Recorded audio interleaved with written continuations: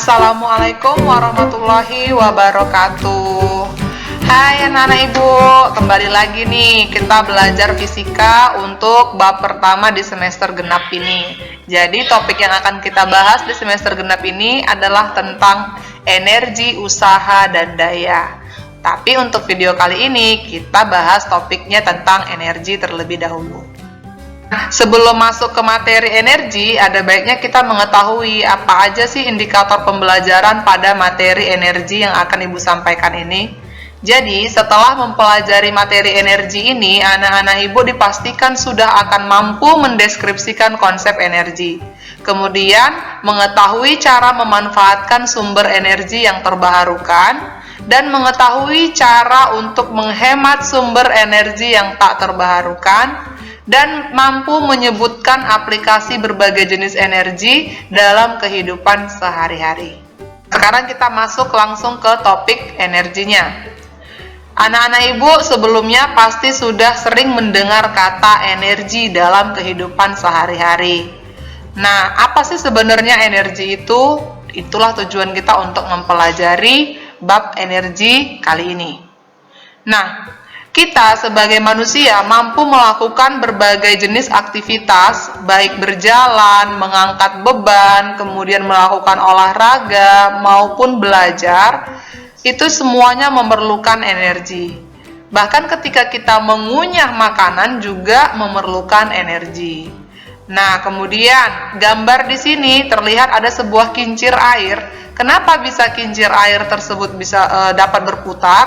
Ini juga pasti membutuhkan energi, karena semua benda yang bergerak di bumi ini memerlukan energi. Nah, satuan energi menurut standar internasional kita pakai joule ya, nah ibu, simbolnya itu J besar. Dan 1 joule itu sama dengan 0,24 kalori, atau 1 kalori itu sama dengan 4,2 joule. Tergantung satuannya, mau pakai kalori atau pakai joule. Kita masuk ke pengertian energi. Anak-anak ibu, energi itu adalah kemampuan untuk melakukan usaha atau melakukan suatu perubahan. Atau bisa dengan kata lain juga, kemampuan kita untuk melakukan aktivitas. Kemudian, dari mana kita memperoleh sumber energi? Kita selaku manusia memperoleh sumber energi itu dari makanan, dari energi kimia, ataupun dari energi otot yang kita miliki. Nah, kalian pasti biasa melihat di dalam daftar nutrisi makanan, itu biasanya ada disebutkan beberapa kalori, berapa jumlah kalorinya untuk setiap makanan yang kalian beli.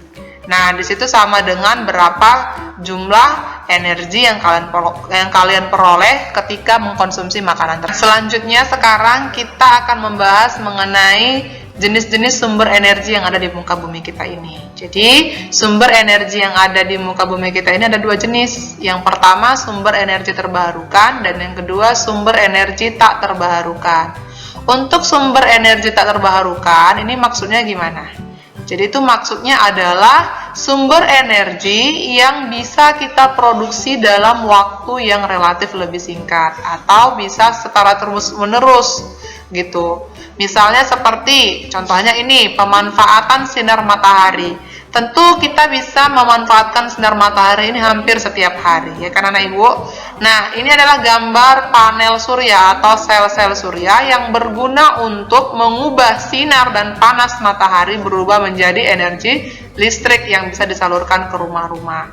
Seperti itu. Jadi, ada lagi nggak yang lain sumber energi terbarukan? Ada, misalnya pemanfaatan biogas atau gas yang diperoleh dari sisa-sisa makhluk hidup. Seperti itu ya anak-anak ibu.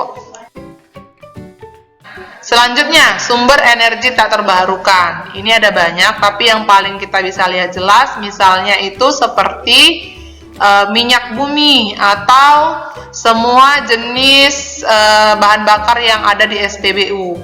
Mau itu premium, pertalite, pertamax, biosolar, solar, kemudian juga dexlite. Nah, itu semua itu adalah jenis-jenis bahan bakar yang kita peroleh dari minyak bumi. Nah, ini merupakan sumber energi tak terbarukan. Kenapa? Karena untuk memproduksi minyak bumi dari dalam bumi ini itu memerlukan waktu yang relatif sangat lama. Jadi bisa jadi ratusan bahkan sampai ribuan tahun.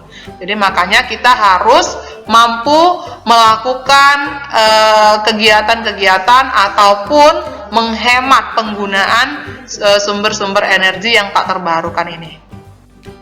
Selanjutnya di sini yang akan kita bahas mengenai bentuk-bentuk energi. Yang pertama kali akan kita bahas di sini tentang energi yang terdapat pada suatu benda atau yang terkandung pada suatu benda.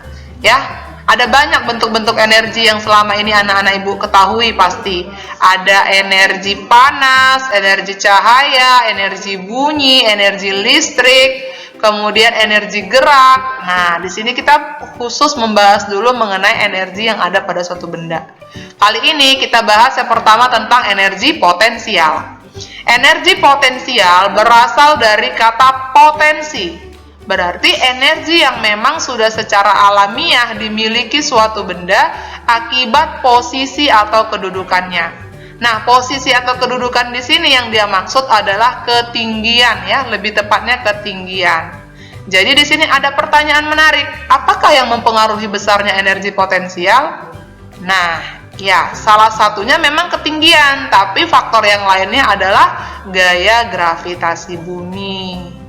Gitu ya anak-anak ibu. Jadi semua benda yang berada di atas itu berpotensi untuk jatuh ke bawah. Kenapa? Akibat adanya gaya tarik dari gravitasi bumi. Nah, begitu juga contoh yang lainnya, misalnya ketika kita mau melemparkan bola ke atas, jika kita perbesar gaya tolak atau semakin besar gaya tolak, gaya dorong yang kita berikan kepada benda tersebut atau bola tersebut, maka akan semakin tinggi jarak jangkauan yang dicapai oleh bola tersebut. Gitu. Jadi kalau kita beri gaya tolakannya sedikit aja atau pelan aja kita lemparkan, berarti biasanya jarak jangkauan atau ketinggian yang dia capai itu lebih rendah. Tapi kalau coba kita lemparkan dengan gaya tolak yang lebih besar, maka ketinggian yang dicapai oleh bola tersebut pasti lebih tinggi. Gitu ya.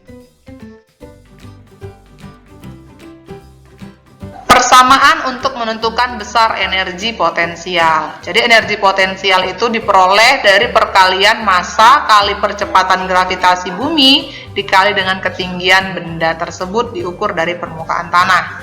Nah, di sini anak ibu bisa lihat kalau percepatan gravitasi itu kita bisa pakai 9,8 meter per sekon kuadrat atau pakai 10 meter per sekon kuadrat. Jadi tergantung di soalnya dia bikin percepatan gravitasinya itu 9,8 meter per sekon kuadrat atau 10. Bu, kalau di soal nanti tidak ada dikasih tahu nilai percepatan gravitasinya, maka anak-anak ibu bebas menggunakan 9,8 atau 10. Tapi saran ibu pakai yang 10 aja biar perhitungannya lebih simpel. Kita ke contoh soal. Gampang kok contoh soalnya anak-anak ibu. Sebuah benda masanya 5 kg berada pada ketinggian 2 meter. Jika percepatan gravitasi bumi adalah 10 meter per sekon kuadrat, maka energi potensial benda itu adalah titik-titik. Nah, dari soal kita ketahui nih, masanya 5 kg, ketinggiannya 2 meter, percepatan gravitasinya 10 meter per sekon kuadrat. Gampang deh, kita tentukan besar energi potensialnya. EP sama dengan massa kali gravitasi dikali ketinggian, 5 kali 10 kali 2. Jadi energi potensial benda yang massanya 5 kg dan berada di ketinggian 2 meter adalah 100 joule.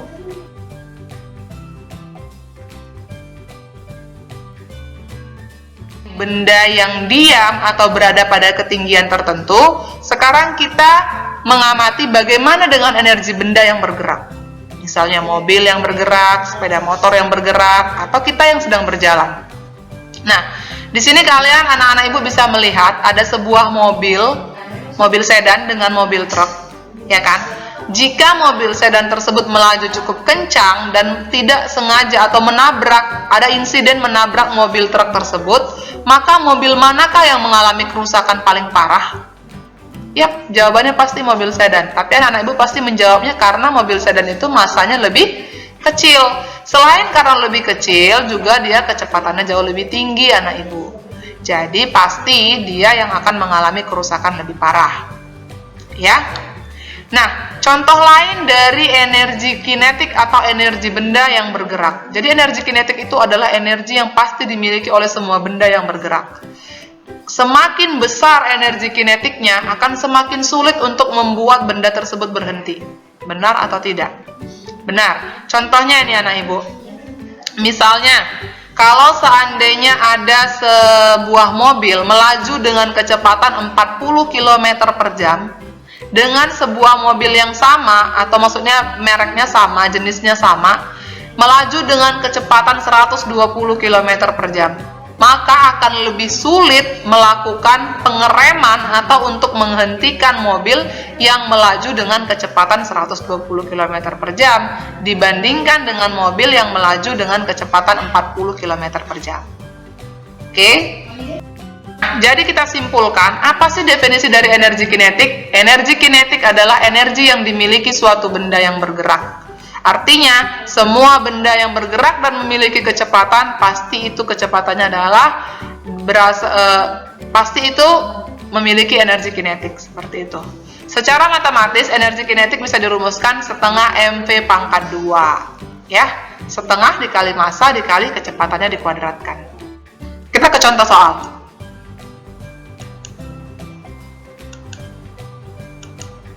Nah, di sini mobil Raka bermasa 500 kg bergerak dengan kecepatan 10 meter per sekon. Berapakah besar energi kinetiknya? Nah, di sini kita udah dapat nih, diketahui masanya 500 kg, kecepatan 10 meter per sekon. Kita tentukan, tadi persamaannya EK atau energi kinetiknya itu sama dengan setengah mv pangkat 2. Setengah kali 500 kali 10 kuadrat. Jadi hasilnya adalah 25.000 Joule. Gampang kan? Selanjutnya, kita akan masuk ke hukum kekekalan energi. Jadi, yang menciptakan energi itu sendiri adalah Allah Subhanahu wa Ta'ala. Kita selaku manusia tidak dapat menciptakan dan tidak dapat memusnahkan energi. Kita hanya bisa merubah bentuknya dari bentuk yang satu ke bentuk yang lain. Ya, jadi ini bunyi hukum kekekalan energi. Di sini anak-anak ibu bisa lihat, ketika sebuah benda kita lemparkan ke atas dan dengan energi atau dengan gaya tolak tertentu, maka ketika mencapai tinggi maksimumnya artinya energi yang digunakan untuk melempar bola ini sudah sampai di sini, sudah habis, ya. Maka dia akan berhenti sesaat sebelum jatuh ke bawah. Berhenti sesaat, sekitar 0,001 detik. Nah, ketika mencapai tinggi maksimum ini, energi potensial benda tersebut akan maksimum, tapi energi kinetiknya akan 0, karena tadi dia berhenti sesaat. Tapi ketika dia turun ke bawah, maka semakin ke bawah energi kinetiknya yang bertambah, energi potensialnya semakin berkurang. Nah, ketika dia sesaat akan menyentuh tanah, energi kinetiknya maksimum, energi potensialnya yang 0. Begitu ya anak ibu, bisa dipastikan ini adalah salah satu aplikasi dari hukum kekekalan energi. Kita masuk ke contoh soal. Sebuah balok meluncur dari bagian atas bidang miring licin hingga tiba di bagian dasar bidang miring tersebut. Jika puncak bidang miring berada pada ketinggian 3,2 meter di atas permukaan lantai, maka kecepatan balok saat tiba di dasar bidang adalah saat tiba di dasar bidang, artinya ketinggiannya sudah tidak ada lagi. Ini kita gunakan hukum kekekalan energi. Dari soal diketahui ketinggian mula-mulanya 3,2 meter. Kecepatan awalnya pasti 0 karena awalnya bolanya tersebut tidak bergerak, ya, dari atas tadi awalnya diam. Kemudian ketinggian akhirnya itu 0 ketika sudah menyampai dasar. Yang ditanya kecepatannya setelah mencapai dasar.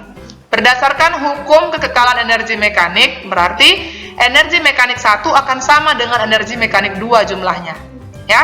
Maka energi mekanik ini persamaannya apa? Itu adalah energi potensial ditambah energi kinetik. Jadi EM1 ditambah EM2 itu sama dengan, di bawahnya selanjutnya EP1 ditambah EK1 sama dengan EP2 ditambah EK2. Nah, kita masukin nih.